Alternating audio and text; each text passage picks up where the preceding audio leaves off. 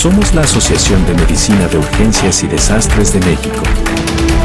Nuestro objetivo es fomentar la educación médica continua, así como la enseñanza e investigación en medicina de urgencias a todo el personal relacionado con esta. Promover líneas de investigación y la divulgación científica en medicina de urgencias. Nuestro compromiso es contigo, médicos, enfermeros y paramédicos.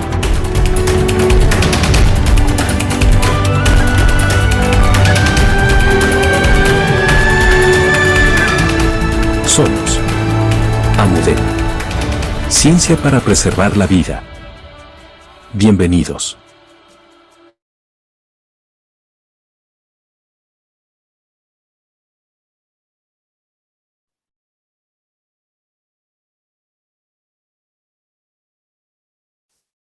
Hola, muy buenas tardes. Soy la doctora Dania Félix y soy miembro del Comité de Difusión de AMUDEM.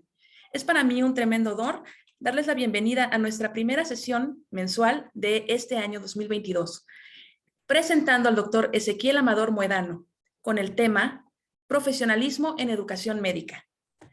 Doctor Ezequiel Amador Muedano, bienvenido. ¿Qué tal, doctora Dania? Muy buenas noches. El agradecido soy yo, a la AMUDEM, al doctor Chan por la invitación y a todos ustedes por el grandioso trabajo que están haciendo desde la AMUDEM por la medicina de urgencias de México. Muchas gracias. Gracias, doctor. Bueno, le doy la palabra para que inicie su presentación. Muchas gracias, Dania. Voy a compartir pantalla.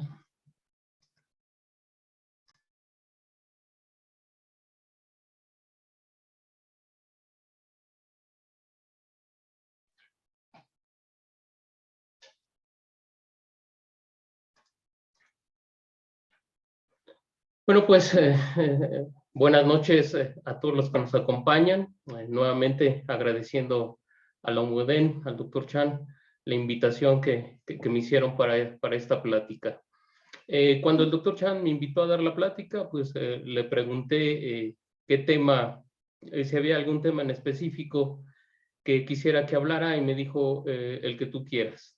Entonces, pues se me hace una oportunidad inigualable de poder hablar de dos cosas que me apasionan, como lo es la educación médica, y a esto sumándole el profesionalismo en medicina.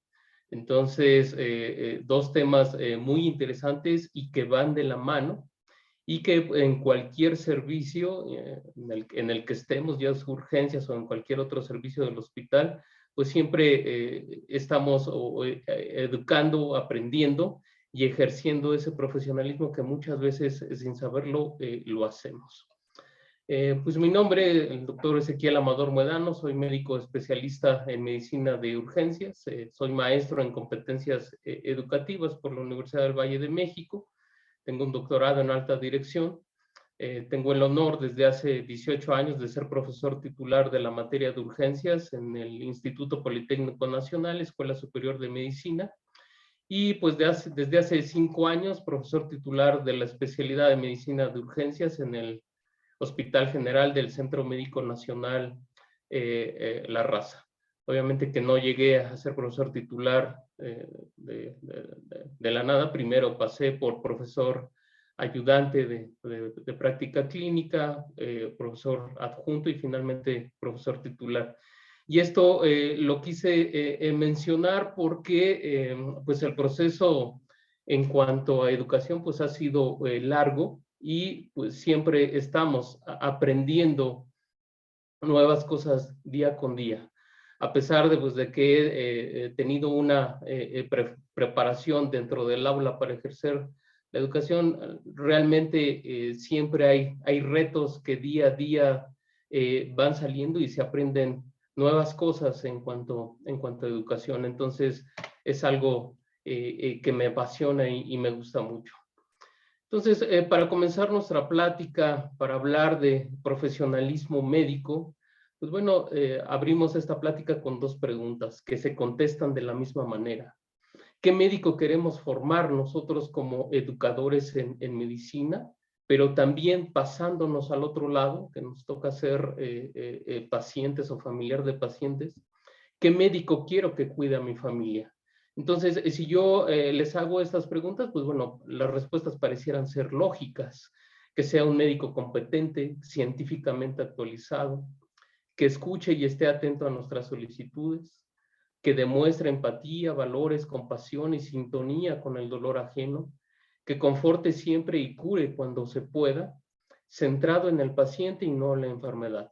Estas serían las respuestas que cualquiera de nosotros pudiéramos dar y que describiría a un médico con un alto profesionalismo. Sería el ideal que pudiéramos tener en un médico. Hay que recordar que la misión de cuidar no es directamente proporcional al éxito terapéutico. En ocasiones podré cuidar, pero el paciente fallecer. Entonces, cuidados y terapéutica y éxito terapéutico no van de la mano. La práctica médica implica un contrato o un compromiso social. Muchos de nosotros tenemos alumnos de pregrado, algunos de primeros semestres, otros ya más avanzados, pero independientemente de esto, yo no recuerdo que en la escuela algún maestro me haya dicho que por haber entrado a la escuela de medicina yo firmaba un contrato y que este contrato obviamente no iba a estar en el papel, pero que estaba implícito por el hecho de querer ser médico o haber entrado a la escuela de medicina. Este contrato es un convenio, un acuerdo tácito entre la población y el personal médico. La sociedad espera que los médicos mantengamos altos estándares de competencia y de responsabilidad moral. El profesionalismo es un elemento protector de equilibrio entre la sociedad y el médico. La sociedad nos da esa misión de poder cuidar la salud de cada uno de ellos y que es nos ceden ese objetivo y que es muy importante para ellos porque estamos hablando de la salud de las personas. ¿A cambio de qué? Pues bueno, de tener un prestigio médico y obviamente una gratificación económica. Pero la realidad de la práctica médica actual, pues bueno, no es lo mismo un médico de los años 60 o 70 que un médico en la actualidad. Muchas cosas han cambiado y cada vez hay más cambios en los últimos años. Hay cambios profundos entre la interacción del médico y de la sociedad. Alguna vez en el servicio social me comentaron, no, es que el médico, el profesor y el padre es la gente más respetada aquí del pueblo y vemos que eso pues ha ido cambiando. Al médico ese respeto que en antaño se le tenía, pues actualmente ya no es así. Y esto ha sido fomentado en parte porque actualmente a la medicina en muchos lados se le ve más como un servicio. Es decir, y entendiendo por servicio de que el cliente siempre va a tener la razón y de que yo estoy pagando por un servicio, por lo tanto debo de sentirme satisfecho. Pero pues no siempre es así. La sociedad cuestiona cada vez más la ética y el profesionalismo médico. Esto desde los años 90, pues bueno, ha generado generó una preocupación en las áreas educativas. En Estados Unidos, en Canadá, con diversos proyectos para investigar qué estaba pasando con el profesionalismo médico, a lo que sino otros países como Reino Unido, Australia.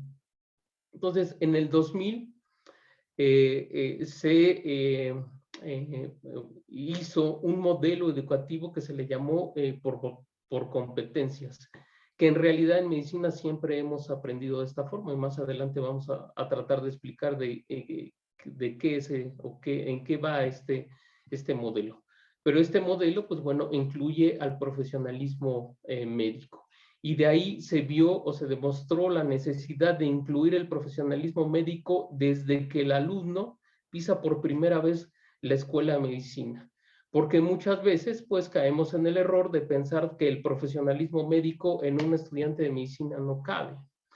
Pero ¿cuál es el problema? Enseñar el profesionalismo médico y mucho más evaluarlo, pues bueno, conlleva procesos educativos complejos y profundos. No es tan fácil el poder enseñarlo y mucho menos evaluarlo.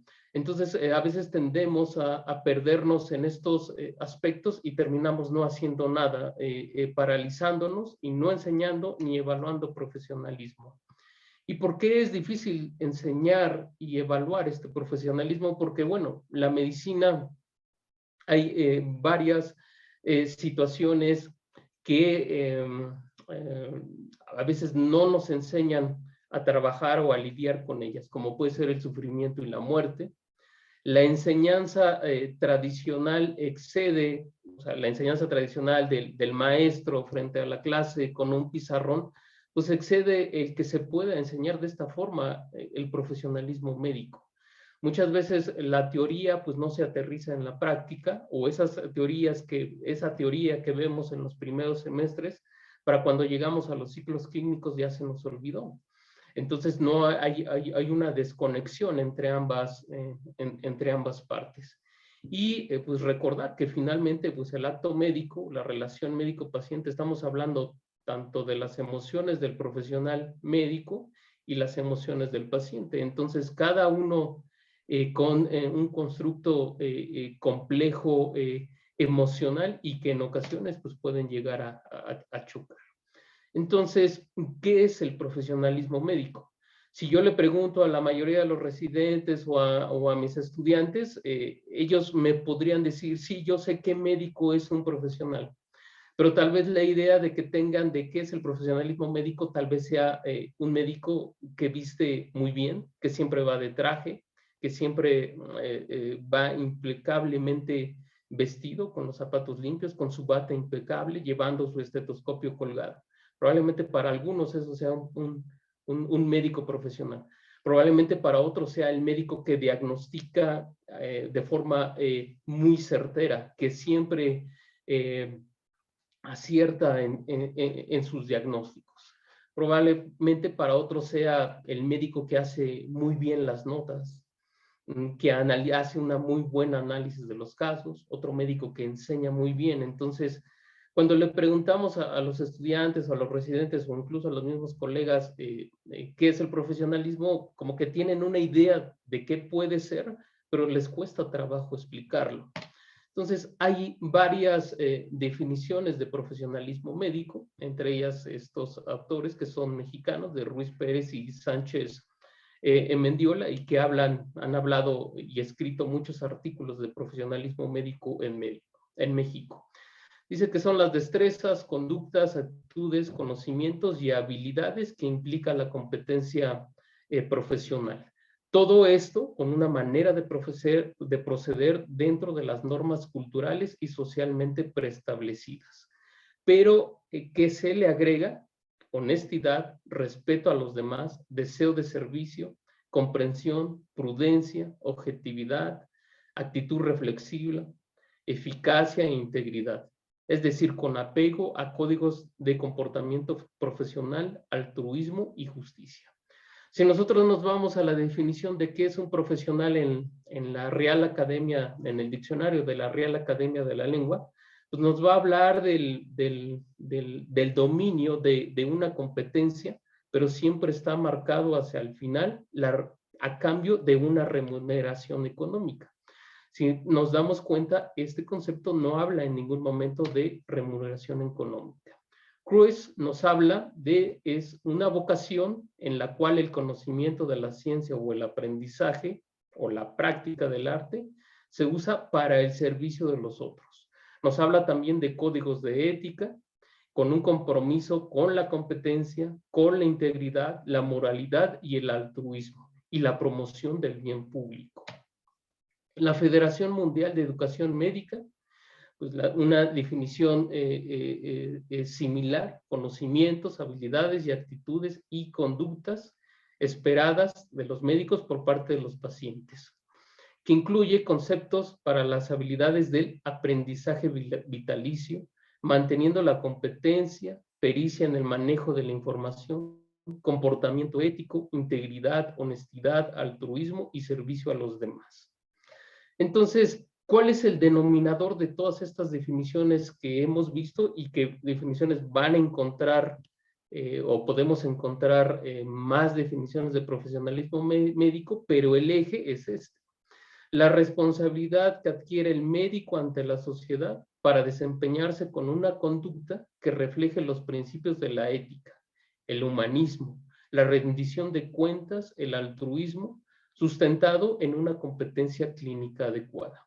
Entonces podemos ver que si nosotros pensamos que el profesionalismo médico es un médico que diagnostica de forma certera y sus tratamientos son muy adecuados, pues sí, es parte de, pero no lo es todo.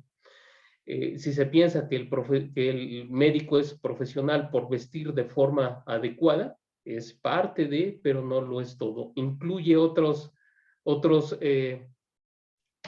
valores que debemos de tener presentes para mencionar o ser íntegros en el profesionalismo médico.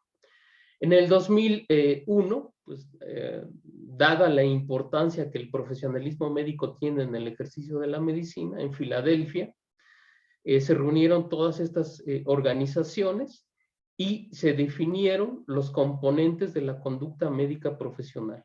Y esto es muy importante, por ejemplo, en la escuela, mencionárselos a los estudiantes y con mucho más razón en niveles de posgrado a los residentes. Son 3 principios de profesionalismo médico y 10 compromisos o responsabilidades médicas. Entonces, cualquier persona que ingrese a la escuela de medicina y tenga el sueño de ser médico, termine la escuela, ejerza como médico general o en cualquier actividad paralela de la medicina, o sea especialista o subespecialista, debe de conocer estos 3 principios y estos 10 compromisos, porque como dijimos, el hecho de ser médicos hemos firmado un contrato tácito con la sociedad. Estos 3 principios va a ser el primero de ellos, el principio de primacía de bienestar del paciente. Tenemos la obligación de servir a los intereses del paciente por encima de cualquier otro. No estamos nosotros como médicos para cumplir intereses económicos o de cualquier otro tipo. Quien manda es el paciente, o nuestra obligación es servir a esos intereses del paciente. Principio de autonomía del paciente: darle poder al paciente para la toma de decisiones informadas sobre su tratamiento. Y aquí es donde entra el consentimiento informado, que muchas veces vemos de forma errónea como una carga burocrática, un papel más que debemos de firmar, ¿no? Este consentimiento informado, en realidad lo que estamos haciendo con la información que nosotros le proporcionemos al paciente es darle el poder de que él pueda decidir acerca de su salud. Y por último, el principio de justicia social: eliminar la discriminación de los servicios de salud. Todo paciente que sea ingresado a un servicio por apendicitis se le debe de tratar de la misma forma y con los mismos recursos. No debemos de hacer distinciones entre un paciente y otro. Y los 10 compromisos o responsabilidades médicas: pues compromiso con la competencia profesional. Siempre debemos de estar aprendiendo, actualizándonos, acudiendo a congresos, a seminarios. Compromiso de honestidad con los pacientes: darle la información completa, no omitir ningún dato, y esto incluye el abordaje de errores médicos cuando se lleguen a presentar. Hay que ser completamente veraces con el paciente. Compromiso de confidencialidad. Esto se refiere a todas las formas, no nada más a aspectos médicos. La confidencialidad debe de ser completa. El compromiso de mantener buenas relaciones con los pacientes, evitar tratos inadecuados, conductas no profesionales de cualquier tipo. Compromiso de mejorar la calidad de la atención, optimizando los recursos.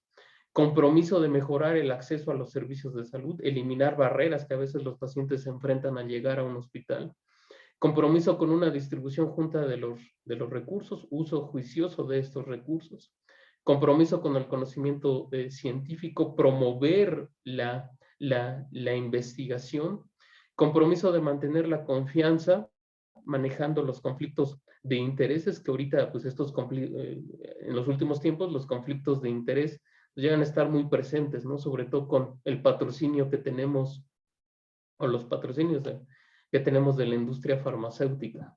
Compromiso con las responsabilidades profesionales. Aquí nos estamos refiriendo a las asociaciones reguladoras de práctica médica. Entonces, estos principios y estos compromisos debemos de tenerlos presentes. Ahora, ¿cómo podemos incluir esos valores en el constructo del currículum? Pues esto también es complejo. Y vamos a comenzar con el estudiante de medicina, porque muchos de nosotros, pues bueno, vamos a ser profesores o somos profesores a nivel de pregrado. Entonces, ¿cuáles van a ser las conductas no profesionales en el aula? Pues llegar tarde, platicar en clase, copiar en los exámenes, muestras de afecto exageradas en la escuela, fumar, cumplir las tareas, comentarios despectivos de sus compañeros, no hacer el trabajo que le corresponde en equipo y el plagio. Si nosotros ponemos esta lista a cualquier persona, a cualquier estudiante, pues evidentemente puede identificar que nada de esto se relaciona con una conducta profesional. Sin embargo, muchas veces estas conductas no se califican. Entonces, el alumno pues entiende que no tienen importancia y que por lo tanto pues puede seguir haciéndolas, aunque esto no sea nada profesional. ¿Qué dificultades tenemos para la enseñanza del profesionalismo médico? Pues bueno, en las fases iniciales de formación médica, pues las materias pues, son preponderantemente teóricas y en el aula. Nos encontramos alejados del medio hospitalario, alejados de la realidad y no tenemos contacto con pacientes. Hay un escepticismo de los profesores y los alumnos sobre la importancia del profesionalismo médico. Pero aquí también yo me atrevería a decir, no solamente hay escepticismo, sino que probablemente un desconocimiento. O sea, el alumno, si yo como profesor, que ya tengo mucho más experiencia que ellos, no les hago énfasis sobre el profesionalismo médico, pues ellos ni siquiera lo van a conocer. Van a llegar a su internado o incluso a la residencia sin haber escuchado de qué es el profesionalismo médico. Y pues obviamente desconocimiento de cómo enseñarlo y evaluarlo. Las responsabilidades que tenemos como profesor, pues bueno, hay que realizar un acto docente profesional en todo momento y en la convivencia diaria con los estudiantes. El profesionalismo no nada más lo debo de esperar de los estudiantes, porque los estudiantes, y más adelante lo vamos a ver con el currículo oculto, pues son muy observadores y están viendo cómo nos comportamos nosotros dentro y fuera del aula. Si yo les prohíbo que puedan usar su teléfono celular dentro del aula, pero a mí me llega una llamada en lo que estoy dando las clases y contesto el celular, pues eso es una contradicción. ¿Cómo es que el profesor nos prohíbe que usemos el celular y él sí lo usa? Entonces, el profesionalismo debe de ser tanto de los alumnos como y con mucho más razón, del profesor, porque esta falta de congruencia entre lo que se dice y lo que se hace puede tener efectos muy deleterios en los estudiantes. Por este motivo, los estudiantes son muy hábiles para identificar el currículum oculto. ¿Y por qué nos referimos que el currículum oculto? Más adelante lo vamos a ver, pero son todas aquellas actitudes o comportamientos que inconscientemente les estamos enseñando como ejemplo a los estudiantes. Entonces, el estudiante, como les decía, todas esas conductas que vimos que evidentemente no son profesionales, pero que si no son calificadas, pues se da cuenta pues que lo puede seguir haciendo porque no hay ninguna repercusión. Eso en realidad no es importante. ¿Qué le interesa al adulto? Pues pasar el semestre. ¿Por qué? Pasando el semestre y obteniendo una mejor calificación, cuando llegue el momento para escoger el internado va a tener un mejor lugar. Cuando llegue el momento para escoger plaza para el servicio social va a tener un mejor lugar. Un mejor promedio le va a dar, le puede asegurar que se quede en el lugar donde quiera hacer la especialidad, la maestría. Entonces se da cuenta que esas calificaciones sumatorias que se obtienen en un examen escrito de opción múltiple, pues en realidad eso es lo que importa, no lo mal o las malas conductas profesionales que este pueda tener. Casi siempre cuando se inician los cursos, pues bueno, está el discurso del director de la escuela y más en medicina, en donde probablemente les hable de profesionalismo médico sin decirles explícitamente qué es, dándoles a entender que para la escuela es importante el profesionalismo médico, pero cuando van al aula, en la práctica, pues se dan cuenta que eso no es así y pues intuyen que eso solamente está en el discurso y no en los hechos. ¿Qué pasa con nosotros, los maestros? Pues bueno, en las universidades pues somos un grupo muy heterogéneo de docentes, ¿no? Algunos somos más viejos, otros están más jóvenes, venimos de diferentes universidades, nuestras ideologías son diferentes, algunos tendremos preparación en educación, otros no. Nos pagan, aquí pues hay una recompensa financiera, pero siempre la investigación va a ser mejor pagada que la docencia. A veces hay cambios de autoridades, el director cada cierto tiempo se renueva y evidentemente la escuela permea las ideas del nuevo director, cambios de planes de estudio. Y en términos generales, entre más años llevamos en la docencia, más reacios somos a modificar actitudes y conductas. Generalmente cuando nos dicen de un nuevo modelo o de un nuevo proyecto, pues lo vemos con recelo, porque pues es aplicar algo nuevo cuando yo ya llevo años haciendo lo mismo y que para mí me ha funcionado. Entonces, cuando me hablan de algo nuevo, pues bueno, sí lo veo con recelo y a veces con pocas ganas de quererlo hacer. ¿Qué es lo que hace la escuela con los docentes? Pues bueno, nos manda cursos, ya sea cursos presenciales o cursos en línea, a los que tenemos que ir de forma obligada. Entonces vamos al curso, hacemos el curso, nos dan nuestra constancia que nos exigen tenerla. Pero ¿qué es lo que pasa? Regreso al aula y sigo haciendo lo mismo. ¿Por qué? Porque yo ya llevo 18, 20 años dando clases en la escuela, entonces, y siempre lo he hecho así.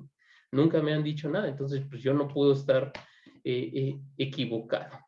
Como decíamos, la institución educativa, pues bueno, igual es partícipe o tiene esta responsabilidad de no poder enseñar de una forma adecuada el profesionalismo. Las autoridades con sus ideas pues permean el comportamiento o la forma en cómo se evalúa y transmite el profesionalismo en la escuela. A veces no hay una continuidad desde los ciclos iniciales a los ciclos posteriores y pues no se echan a andar mecanismos y estrategias para enseñar y evaluar el profesionalismo. Ahora, también la sociedad en la que nos desenvolvemos pues influye en que el profesionalismo no se exprese de una forma correcta o permanente. Incide la sociedad entre lo que es y no es aceptable. ¿Quién no ha escuchado? El fin justifica los medios. Si eso te va a ayudar a pasar el examen, pues hazlo. En la guerra, en el amor, y agregaríamos en los exámenes, todo se vale. Mete un acordeón, hay muchas formas de cómo hacer que el maestro no se entere. Lo que importa es pasar el examen. Entonces, caemos en una conducta de legitimización de la trampa. Y después, quien no hace trampa, pues es el que está mal. Están bien los que hacen trampa, pero los que no hacen trampa están mal. Pero es un hecho que si un estudiante tiene actitudes poco profesionales en la escuela, hace trampa en los exámenes, estas conductas se van a seguir presentando cuando se desempeñe como médico general o médico especialista. Es decir, ese estudiante que en la escuela no se le habló de profesionalismo médico, no se le evaluó, no se le enseñó, pues es el residente que nos va a llegar con conductas poco profesionales, porque así se educó durante los 6 o los 7 años de la escuela de medicina, ¿no?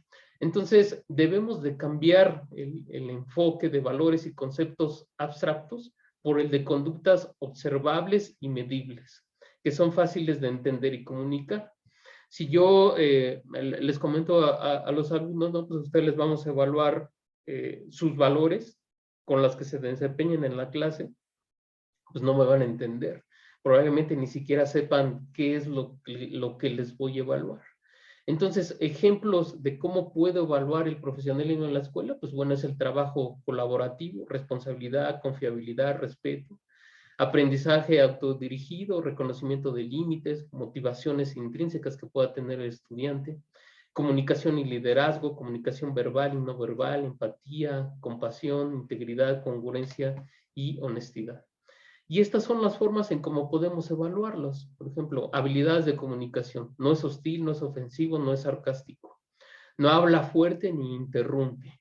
Escucha bien y de manera activa. Y así en cada uno de los valores que nosotros querramos evaluar, lo podemos hacer. ¿Qué es lo que debo hacer? Primero, pues hablarle al estudiante de que ellos ya firmaron un contrato. Por el hecho de que están ahí, ya firmaron un contrato. Y de que ese profesionalismo se va a estar evaluando, obviamente enseñando con los ejemplos que el profesor les dé, pero que se va a estar evaluando y que es parte de su calificación. Entonces, el alumno pues debe de quedarse con esa idea de que esas conductas, esas actitudes pueden tener o deben tener una repercusión en su calificación. Eso es en cuanto a la escuela, los ambientes áulicos. Ahora, ¿qué pasa con el profesionalismo en los ciclos clínicos? Ese estudiante que sale y llega al internado, o ese estudiante de medicina recién graduado que llega a la residencia. Pero sobre todo en el internado, se enfrenta por primera vez a la realidad de la salud y a la enfermedad. Aquí ya hay un contacto directo con los enfermos, sus dolencias, esperanzas y expectativas. Y no necesariamente en el internado, porque hay que recordar que en la escuela, pues bueno, tenemos materias prácticas en donde ya comenzamos a ir a los hospitales. Aquí, conocimientos teóricos, destrezas clínicas, aprendizaje de los valores humanistas y el buen ejemplo ético se recibe por parte de los mentores. Y en ocasiones no solamente por su profesor, porque van a un servicio donde va a estar su profesor, pero ahí van a estar otros colegas. Y ellos, como les comenté previamente, van a estar observando cómo nos estamos comportando. Un estudiante que recién llega al hospital, llega al servicio y ve que los residentes están comiendo en el servicio o que tienen música muy alta, están platicando, se ríen enfrente de los pacientes, o sea, el estudiante eso le va a llamar la atención y probablemente lo permee dentro de su currículum oculto. Entonces hay que tener cuidado con ello. Dar el ejemplo no es la principal manera de influir sobre los demás. En realidad es la única. Entonces, el estudiante, el interno o incluso el residente, pues viene en una condición vulnerable ante conductas inmorales de sus mentores que le inducen a la complicidad, callar o ocultar prácticas inmorales. A veces en el estudiante, en el residente, pues esas conductas sí le causan un conflicto, pero sabe que si las menciona o que si las denuncia, probablemente lo corran o eso afecte a su calificación. Entonces, esto puede fomentar pues una conducta no profesional y que se quede con la idea de que así es. Las competencias a desarrollar durante los ciclos clínicos: comunicación cordial, clara, honesta con el paciente, con la familia y con la comunidad. Construcción de diagnósticos clínicos nosológicos acertados. establecimiento de las mejores prácticas las mejores prácticas y de los tratamientos basados en la evidencia científica aceptados por el paciente y la comunidad. Muchas veces nos enfocamos al punto 2 y al punto 3, pero olvidamos el punto 1 y pues no estamos cumpliendo el reto del profesionalismo médico. Ahora, como decíamos, pues bueno, nuestra formación universitaria es diferente. Algunas escuelas sí llevan específicamente materias en donde se aborda el profesionalismo médico, pero en otras escuelas en lo absoluto se lleva. Entonces, los estudiantes, los residentes, pues se encuentran dentro de un ambiente de símbolos, o sea, que no le dan significado para comprender cuál es el mejor comportamiento a seguir ante los problemas éticos que se puedan llegar a tener. Y yo como maestro, como profesor de práctica clínica, ayudante, adjunto o titular, pues yo doy por hecho, hablando de los residentes, que ellos ya traen esos conocimientos, supongo que ya se los enseñaron. Pero pues vemos que es difícil y complicado abordar los temas éticos. ¿Por qué? Por el tipo de institución en donde se esté formando el residente, el interno. En algunos hospitales hay más trabajo, otros hay menos trabajo. Hablando de residentes, pues el tipo de especialidad. Sabemos que hay especialidades mucho más pesadas y otras especialidades mucho más tranquilas. El número de pacientes a atender, el tiempo dedicado a la enseñanza. Sabemos que desafortunadamente no en todos los hospitales la enseñanza es prioridad. Actividades administrativas tanto del profesor como de los alumnos. Una falta de ambiente que incentive y reconozca la docencia. Entonces todo esto pues complica el abordaje de estos temas éticos. Lo mismo como dijimos en el estudiante de pregrado, pues en el estudiante de posgrado, el docente juega un papel fundamental, dándole al alumno un aprendizaje inconsciente que va a ser por observación. El estudiante adquiere conductas, copia actitudes y puede modificar pensamientos. El problema es que ojalá siempre estos cambios fueran hacia bien, pero en ocasiones no es así. Entonces nosotros como maestros, y eso es importante recordarlo todo el tiempo, vamos a estar siendo observados todo el tiempo. ¿Cómo nos comunicamos con el paciente? ¿Cómo lo estamos atendiendo? ¿Cómo me relaciono con los familiares? ¿Cómo interactúo con el personal de salud? Y el residente puede imitar este modelo o puede rechazarlo. Uno pensaría que el residente va a rechazar todas esas conductas no profesionales, pero no siempre es así. Entonces debemos de cuidar cómo nos comportamos dentro del servicio. Entonces tenemos muy buenos modelos, pero también malos modelos. Todos los integrantes del servicio de salud deben de entender la importancia y la responsabilidad que significa tener médicos en formación. Porque a veces como que olvidamos esa parte importante que estamos dándole al residente o al interno que se está formando. No debemos de olvidarlo. Y llegamos a un punto muy importante, lo que es el currículum oculto. El profesionalismo médico se adquiere principalmente de esta manera, por medio del currículum oculto. ¿Qué es el currículum oculto? Bueno, son las actitudes y valores que no son enseñadas de forma consciente y que van a estar presentes en las estructuras, en las prácticas y en la cultura de la institución. A veces le preguntamos al residente, oye, ¿por qué te comportas así? ¿O por qué haces las cosas así? Ah, pues es que así, aquí siempre se han hecho así. Entonces, ese comportamiento que de forma inconsciente le estamos transmitiendo al estudiante.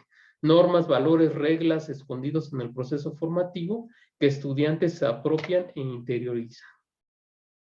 Entonces, dentro de las instituciones de salud, pues bueno, hay muchos actores, médicos, otros residentes, personal de enfermería, camillería, radiólogos.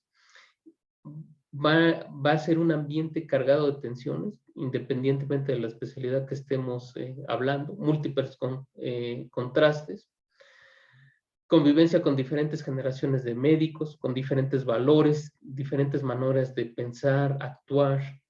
Hay una tendencia al individualismo sobre valores comunitarios. O sea, es más importante yo sobresalir como persona que lograr o atender el trabajo en equipo por el bien del paciente. Y esto es algo que desafortunadamente pues se está viendo cada vez más actualmente. Somos muy narcisistas, ¿no? Entonces, el médico que más diagnósticos certeros hace, el médico que más artículos lee y recita en el pase de visita. Entonces, nos estamos volviendo muy narcisistas y eso no es bueno. ¿Por qué? Porque genera falta de empatía, de sensibilidad, engaño y egocentrismo. O sea, la actitud del yo. Estas conductas pues llevan a un deterioro de las conductas profesionales y favorecen atmósferas jerárquicas. O sea, es decir, que el R1 no le pueda hablar al R4 o que el R1 no pueda utilizar el elevador y tenga que subir las escaleras. Ese tipo de cosas que uno pensaría que ya están erradicadas, pero que en realidad se siguen viendo. Un ambiente competitivo, pero una competencia mal entendida por ser el mejor, por serlo, no tratar de ser mejor para dar mejores diagnósticos y ayudar al paciente. Nos hemos convertido en que todo queremos que sea medicina basada en la evidencia. Si no es medicina basada en la evidencia, no sirve, lo desecho. Yo solamente veo datos objetivos que ya están demostrados y como vamos a ver, la relación médico-paciente incluye muchos aspectos subjetivos.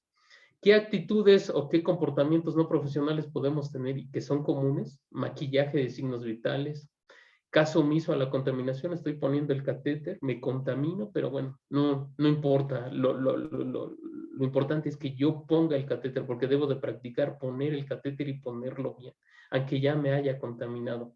El consentimiento informado con poca información. Por querer hacer un procedimiento, el residente puede darle muy poca información al paciente o orientar a que la decisión del paciente o del familiar del paciente sea que se opere, a que se ponga el catéter, a que se haga el procedimiento cuando en realidad probablemente no lo necesite y con otro medio menos invasivo el problema del paciente se pueda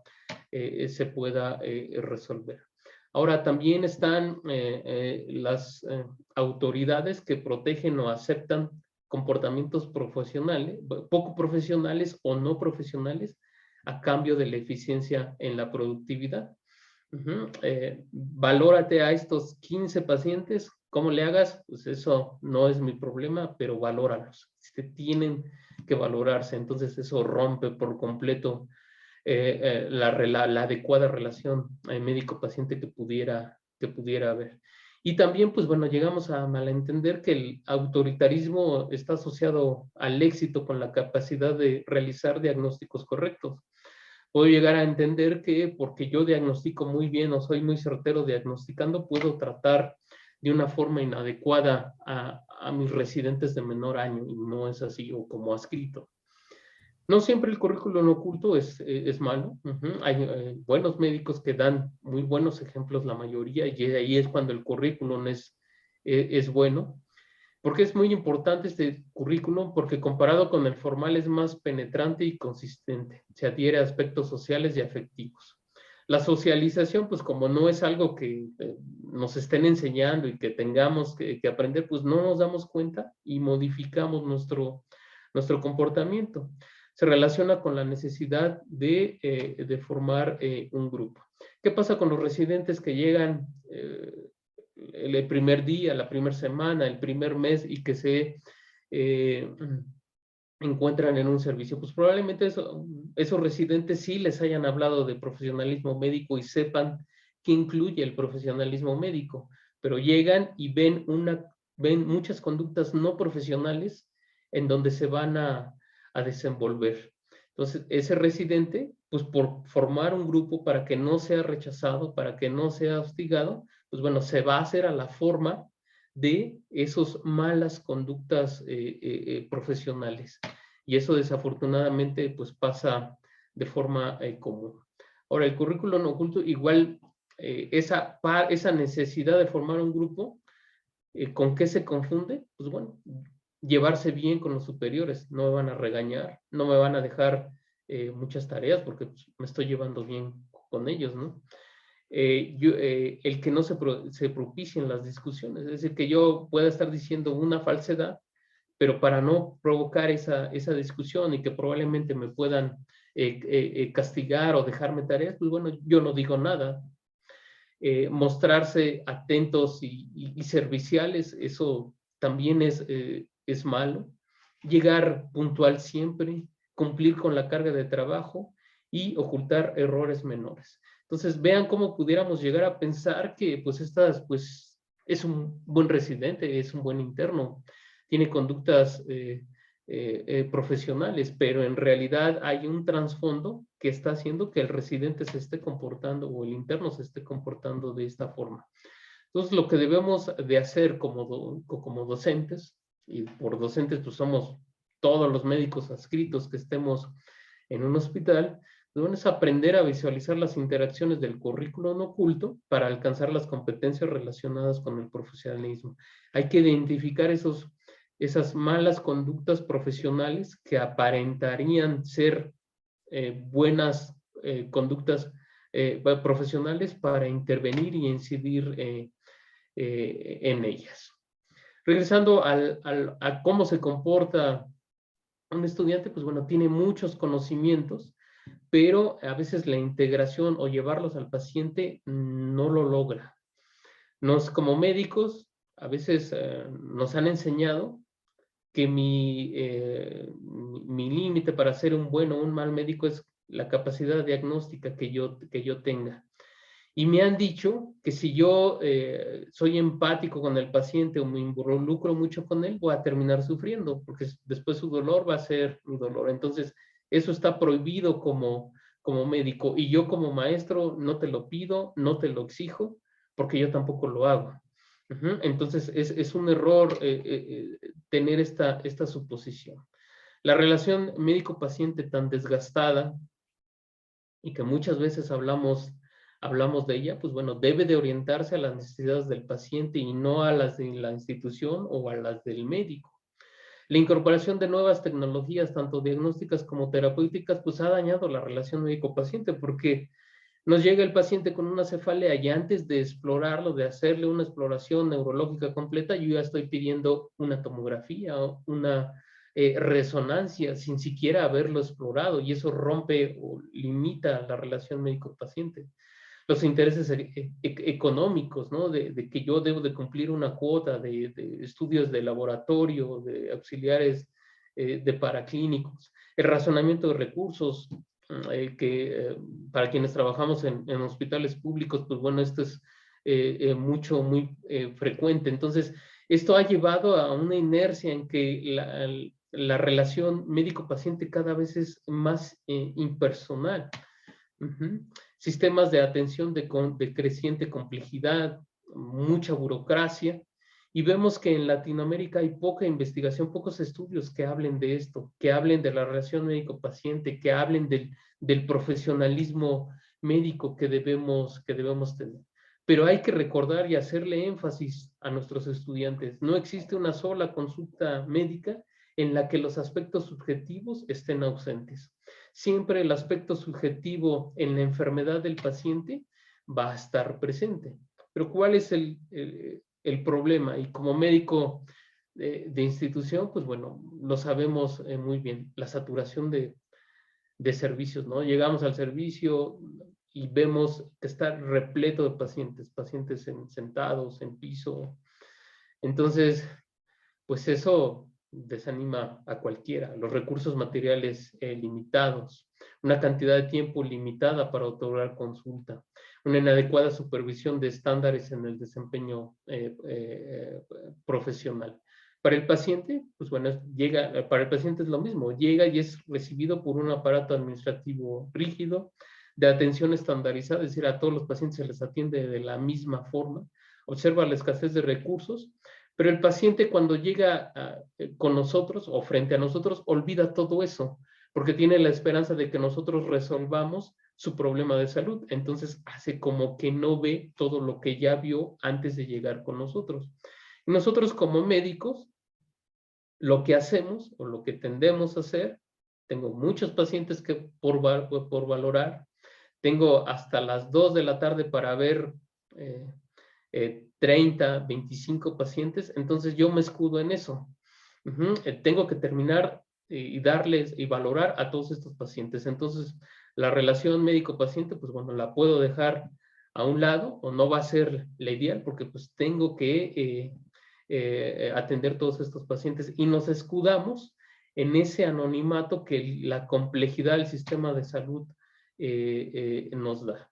Pero el paciente, pues bueno, termina sufriendo con una mala relación médico-paciente.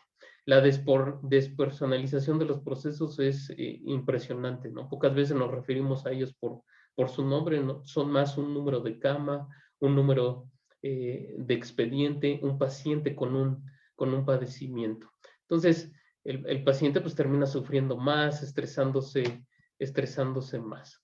Entonces, el profesionalismo médico en la relación médico-paciente pues incluye aspectos subjetivos, esos aspectos que son internos, impalpables, inmateriales y más propio de lo espiritual. Y a veces cuando nos damos el tiempo de escuchar al paciente, es el paciente que probablemente ya ha ido muchas veces a urgencias por una cefalea o por descontrol tensional, nos damos cuenta que en realidad hay un problema familiar en casa, perdió el empleo, algo le está preocupando que le esté haciendo tener estas conductas. Entonces hay que dedicarle tiempo, identificar, entender y entender las emociones propias y las del paciente, porque pues igual yo pude haber tenido un mal día, puedo estar enojado o preocupado por algo, pero el paciente no tiene culpa de ello. Entonces hay que dar una buena relación médico-paciente. Cada vez más frecuente esto, ¿no? El paciente que nos grita, el paciente que es agresivo, el paciente que catalogamos como difícil, pero siempre detrás de un paciente con estas características, pues hay algo.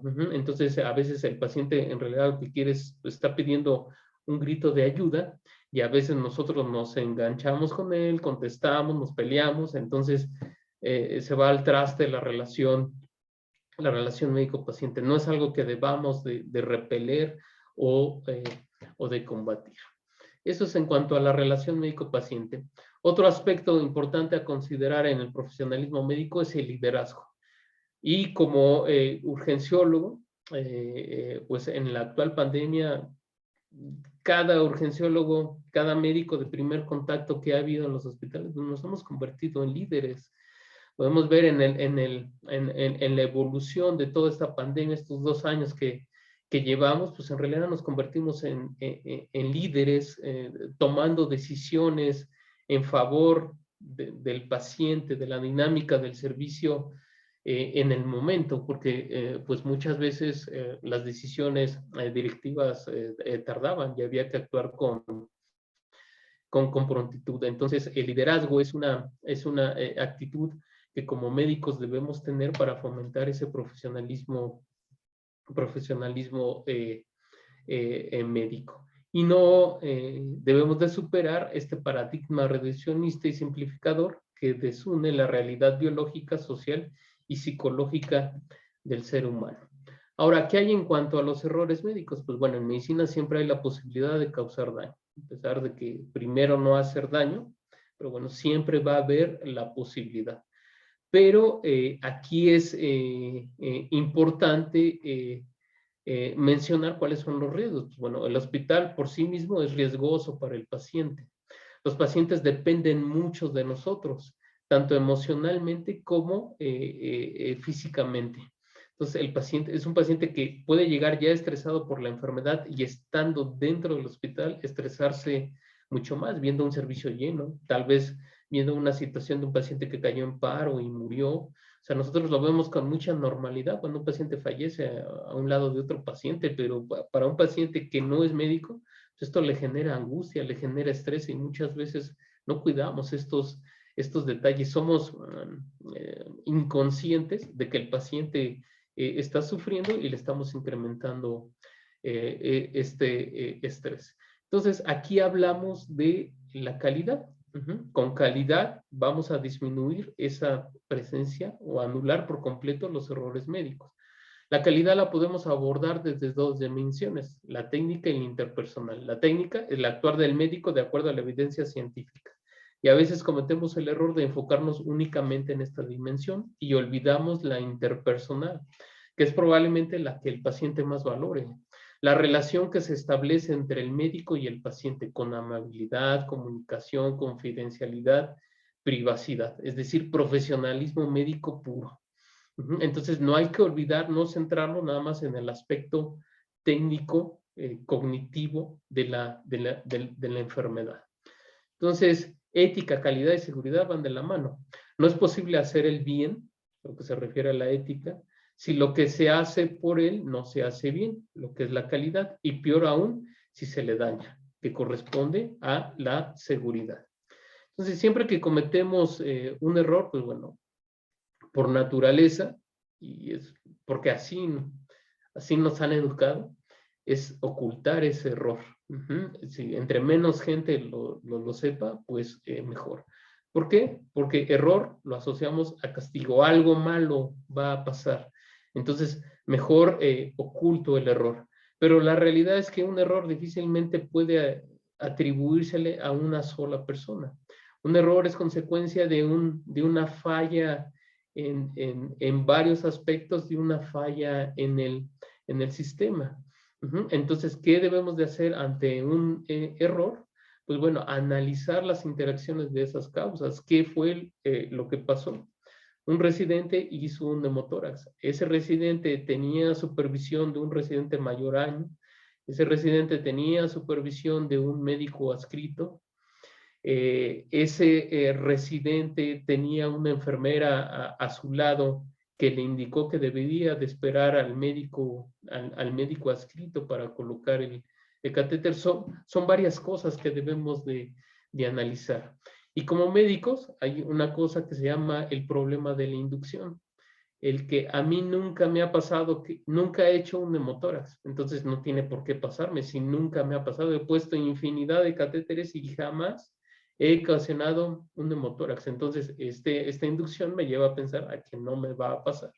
Y eso es un error, puede pasar.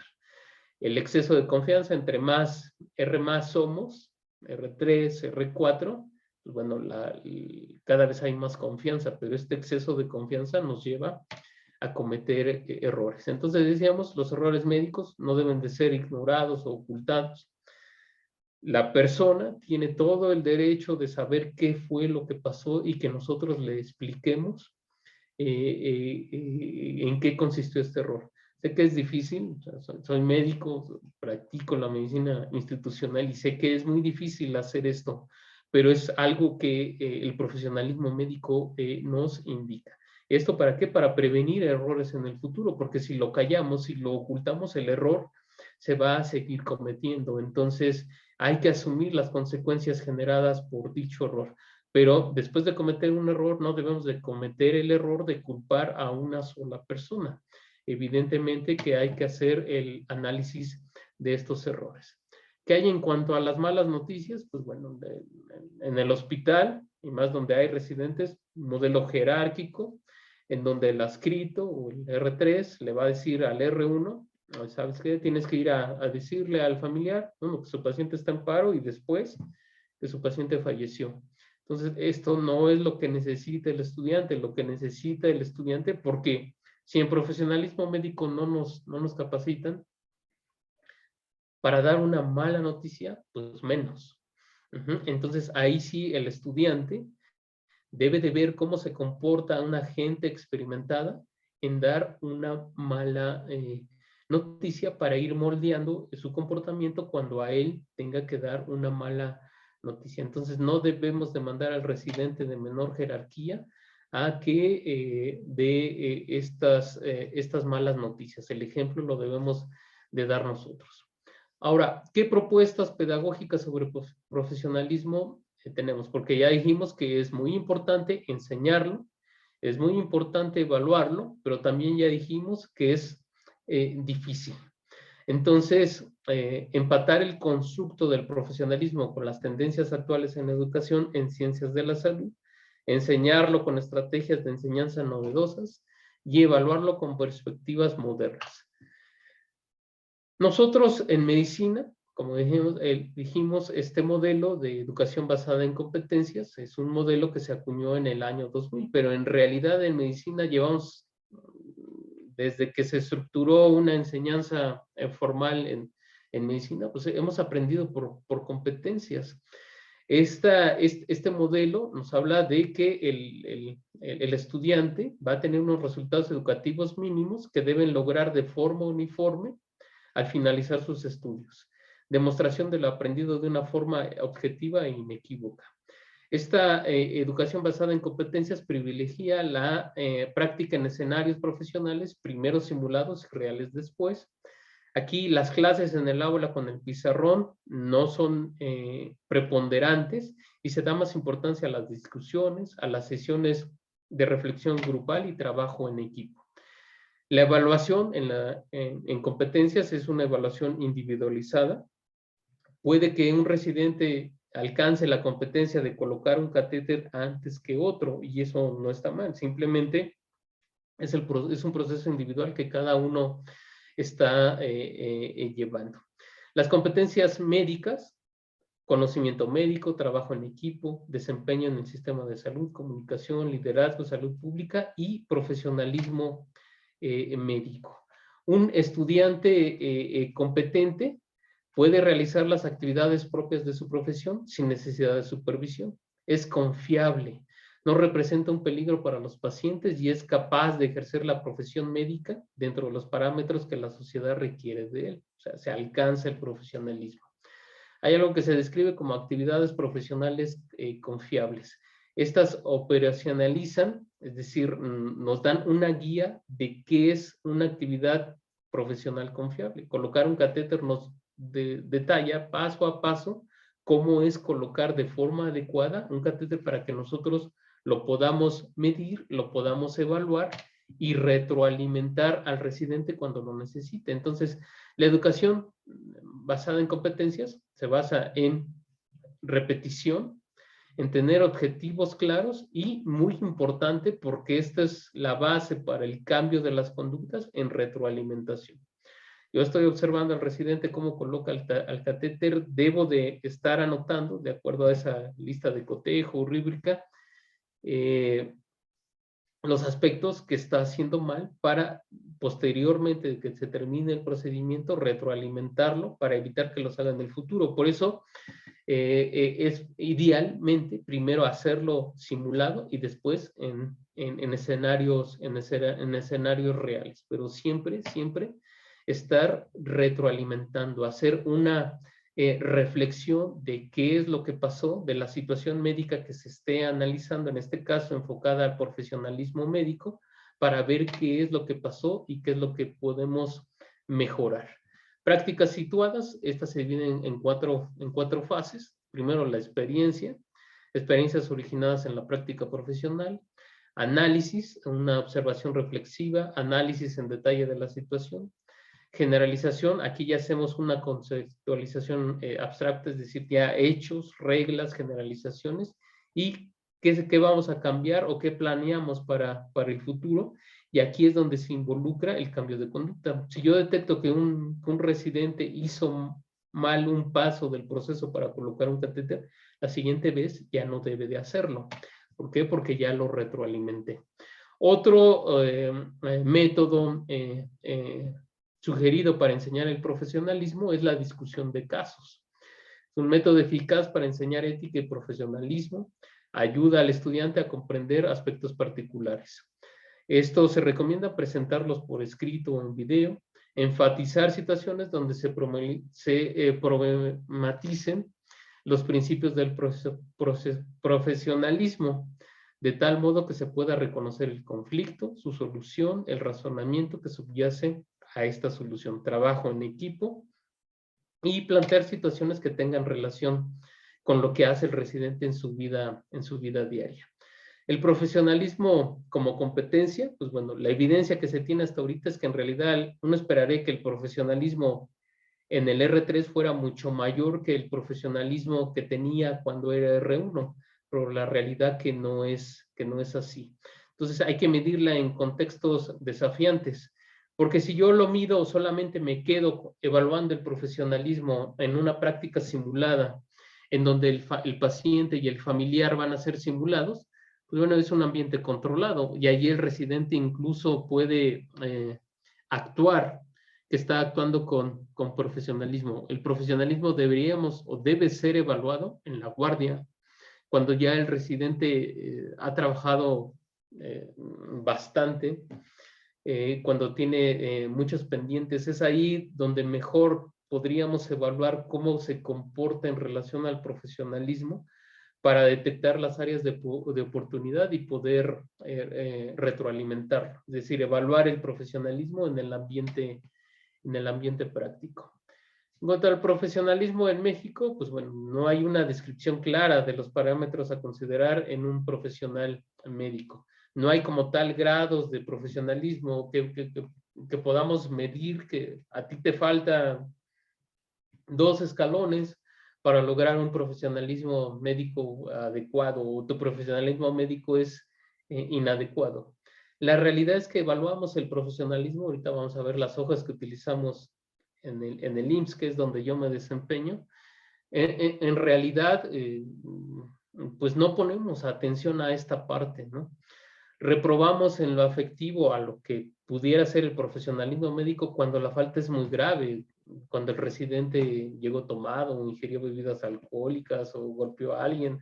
Eso pues sí es muy grave y lo reprobamos, pero pues reprobar por otras cosas cuando no lo he enseñado, cuando no le he hecho énfasis en que eso es importante y cómo debe de ser, pues podría parecer un poco injusto, aunque también conductas poco profesionales de manera reiterada, con nulo progreso tras la retroalimentación, es decir, ya identifiqué un error, tienes que corregir estas situaciones, estoy siendo específico en lo que debe de corregir y el estudiante, el residente, el interno sigue haciéndolo, pues bueno, por beneficio de la sociedad, ese residente debería de ser reprobado y retirado de esa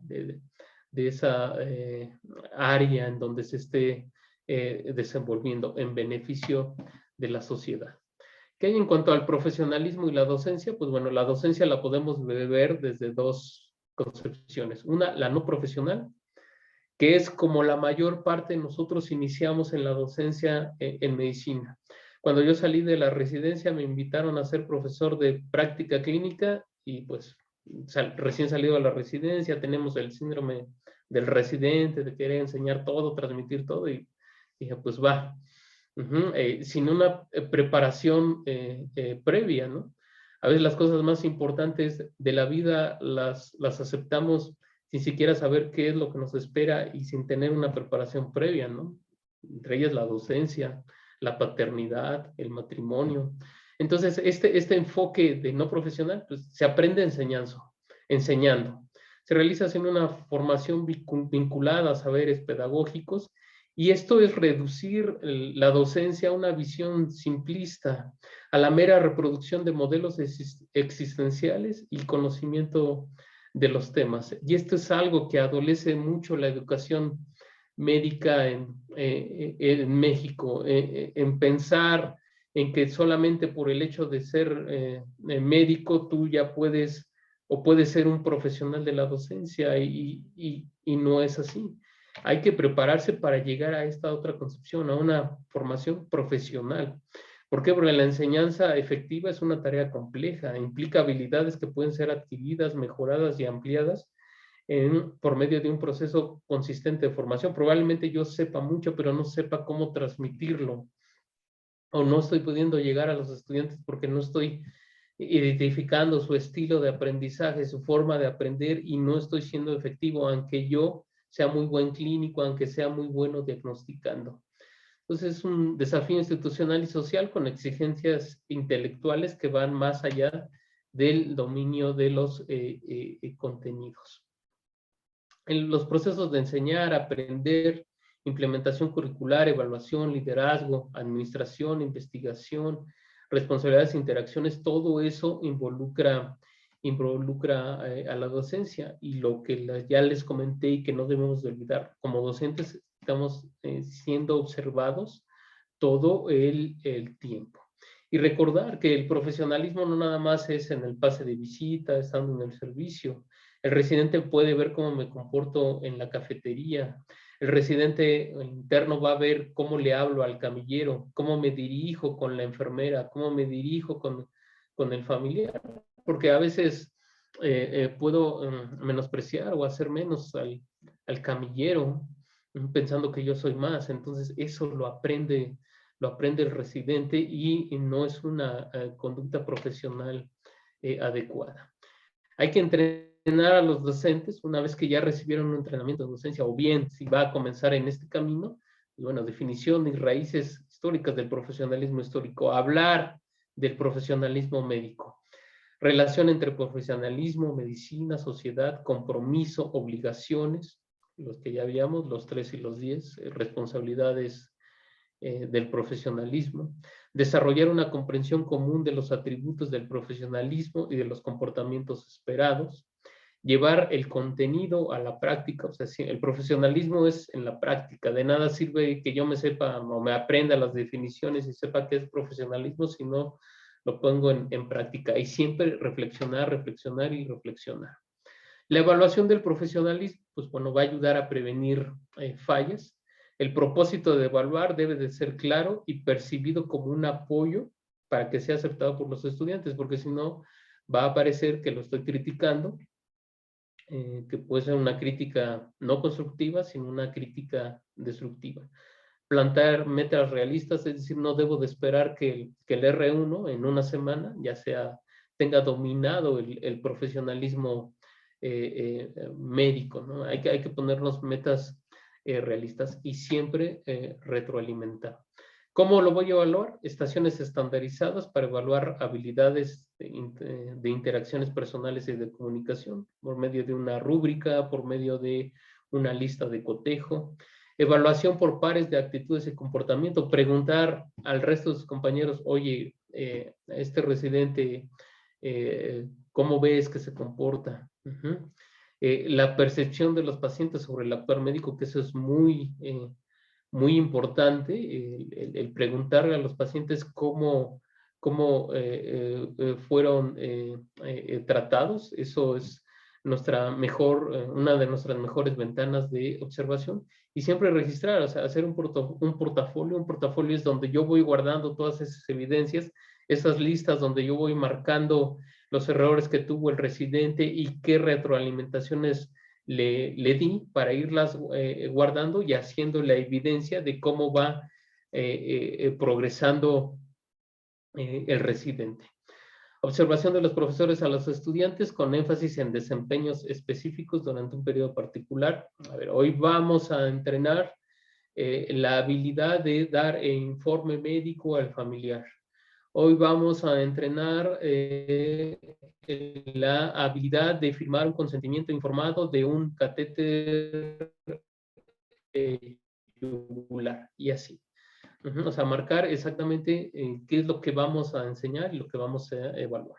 Reporte de incidentes críticos y evaluación de 360 grados que incluye a docentes, enfermeras y otros profesionales de la salud. Y muy importante, como dijimos, pacientes. Esto nos va a permitir que tengamos otras perspectivas que probablemente nosotros no veamos y que estén fuera del ambiente médico, porque probablemente puede ser que un residente tiene mucho profesionalismo, pero después me entero que maltrató al camillero o que le dijo algo al camillero que no fue lo correcto. Entonces, esa es una situación que debería de retroalimentar. También importante esto, actualmente, pues bueno, hay muchas series médicas, están de moda, siempre las series médicas, pues es sinónimo de éxito, ¿no? Probablemente en relación a, porque mucha gente tiene el ideal de ser médico o aspira a ser médico. Pero, por ejemplo, el Dr. House, pues es todo lo contrario a lo que el profesionalismo médico debe de ser. Era un doctor que diagnosticaba los casos más difíciles que podía haber, pero actitudes profesionales no tenía ninguna. Y así, a veces podríamos decir, a lo mejor para mí no, pues, es que cómo esto va a influir en mí, evidentemente no, pero las nuevas generaciones probablemente sí tengan algo de influencia y puedan llegar a, yo quiero ser como el doctor House, diagnosticar muy bien, a ver muchas de las cosas, no importa cómo trate al paciente, porque pues eso no importa, al final le diagnostico al paciente y le resuelvo el problema, pero eso no va en cuanto al profesionalismo. Los obstáculos y retos al profesionalismo: considerar solamente el aprendizaje a la dimensión cognitiva, olvidando el profesionalismo, dando menos importancia a lo social y afectiva. El coeficiente de inteligencia por sí mismo no contribuye al éxito profesional en medicina. Es decir, yo puedo saber mucho, diagnosticar muy bien, pero eso probablemente no me vaya a dar el éxito en medicina. Se requiere de mucha inteligencia emocional. El currículo oculto es el reto más complejo que tenemos, como ya mencionamos previamente. ¿Y cómo hacer que el estudiante, el interno o el residente perciba y adopte el profesionalismo médico? Pues bueno, abordar el tema de la ética y profesionalismo de forma permanente, desde los primeros semestres de la escuela hasta las actividades clínicas programadas. Y bueno, ya para terminar mi plática, esta es la forma en cómo nosotros evaluamos en el Instituto Mexicano del Seguro Social. Esto está por cambiar, pero yo me formé o me calificaron de esta forma y hasta este año calificamos de esta forma. Y yo tengo como 18 años que terminé la residencia, entonces ha predominado durante mucho tiempo. Pueden ver que lo afectivo involucra el 20% de esta calificación. Si el residente tiene 10 en lo cognitivo y en lo psicomotor, asegura un porcentaje de 80. Se supone que reprobando 2 veces lo afectivo, el residente, no, 3 veces lo afectivo, el residente causaría baja del curso de especialización, pero como se los dije, generalmente se reprueban por faltas evidentemente graves. Y esta es la hoja con la que calificamos. Vean, incluye varios aspectos que abordan el profesionalismo médico sin decirlo: comportamiento profesional, criterio, relaciones interpersonales, actividades académicas, crítica y responsabilidad de compromiso.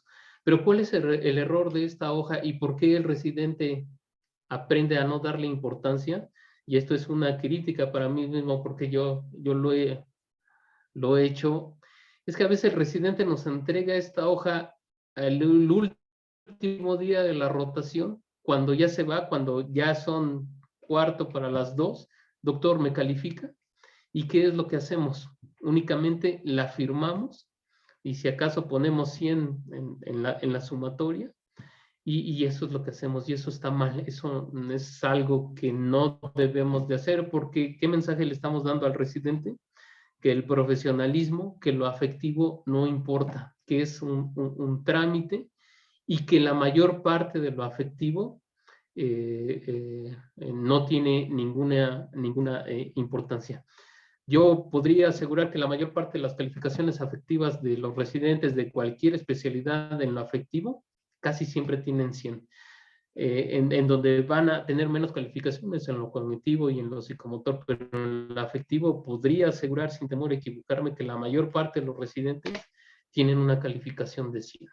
Entonces, como conclusiones, pues bueno, es importante reconocer al profesionalismo médico como uno de los factores de equilibrio en la relación médico-paciente y como un generador de satisfacción y crecimiento personal para quien lo practica. Así debemos de ver el profesionalismo. Ser profesional me va a dar una satisfacción que ningún estímulo económico me lo va a dar. Es necesario difundir los componentes del profesionalismo en todo el proceso de formación del médico, desde el primer semestre hasta el R5, R6, en todo momento, incluso siendo médicos adscritos, siendo profesores, siendo docentes.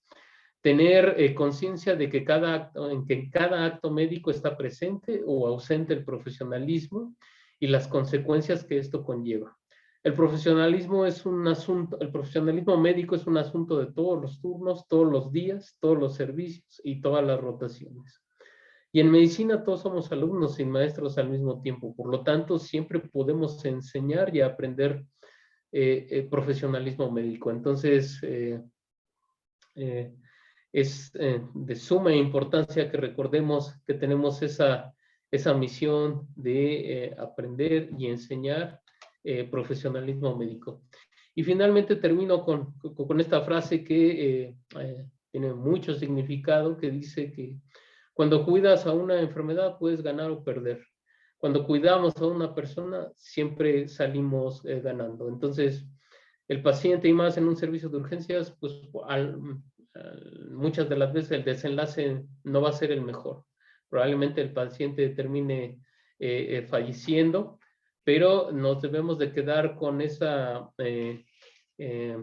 satisfacción de que cuidé al paciente como se correspondía, con un profesionalismo médico excelente. Entonces, con esa frase me quedo. Esta es la bibliografía. Hay mucha bibliografía de profesionalismo médico que pueden checar. Y bueno, estos son mis datos, mi correo electrónico, por si tienen alguna inquietud, alguna duda que podamos compartir, pues adelante.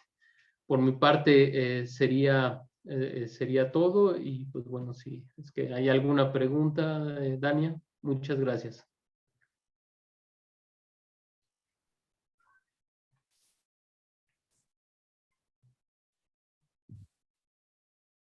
Bueno, ¿me escuchan? Sí, te escucho. Bueno, yo te escucho, Dania. Ok. Doctor Amador, primero que nada, felicidades. Nos acaba de dar una excelente cátedra sobre profesionalismo médico, reafirmando una vez más, recordándonos una vez más sobre cómo es importante reafirmar nuestra fidelidad a nuestros principios y compromisos del profesionalismo médico. No tenemos preguntas, por lo que le voy a ceder la palabra a nuestro presidente de la asociación, el doctor Fabián Guadalupe Chable Chan, para que les dirija unas palabras. Doctor Amador, le agradezco muchísimo su participación y esperamos seguir teniéndolo con nosotros en futuros proyectos. Claro, Dania, con mucho gusto. Muchas gracias por la invitación.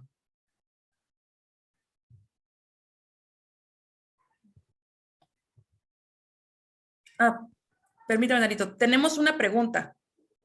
Disculpen. Nos preguntan, ¿la pandemia ha modificado para bien o para mal el profesionalismo médico?